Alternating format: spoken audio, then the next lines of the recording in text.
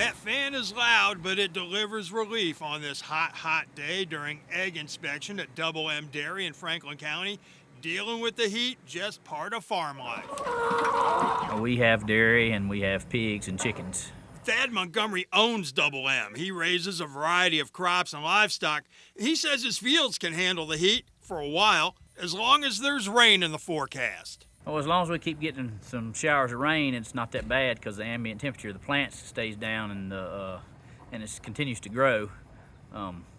Without rain, that becomes a problem really quick. Fortunately, this high temperature range has coincided with adequate rainfall, and that has allowed some mitigation of the stress that is occurring to the plants and animals. Corn and beans over the middle there. Mark Woods farms fruit trees and row crops near Boone's Mill. He says this has been a year of extremes. Cool through June, now the heat. Corn love the hot, as long as you got moisture in the ground. The green beans don't like the heat because it drops the bloom, so you're going to lose a crop of beans there. Peaches and apples, it's really hard to tell right now. When it comes to the heat's impact on farms, a lot of it comes down to what kind of farming's actually being done. There are no absolutes. One farmer's nightmare forecast can be another farmer's dream weather.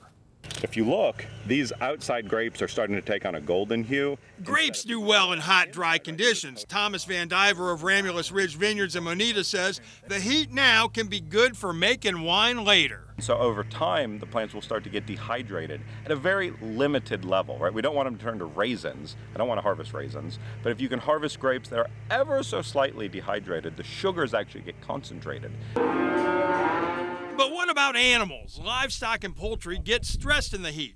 They need shade and access to water, and even then, that still may not be enough to prevent a slowdown in production. The heat stress causes the cow's body temperature to go up, and they don't eat as much.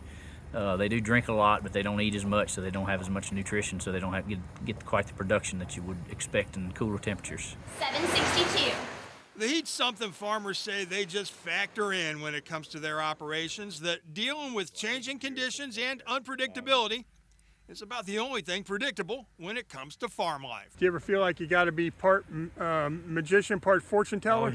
Oh, yeah. Everybody talks about gambling. Farmers is the biggest gamble there is.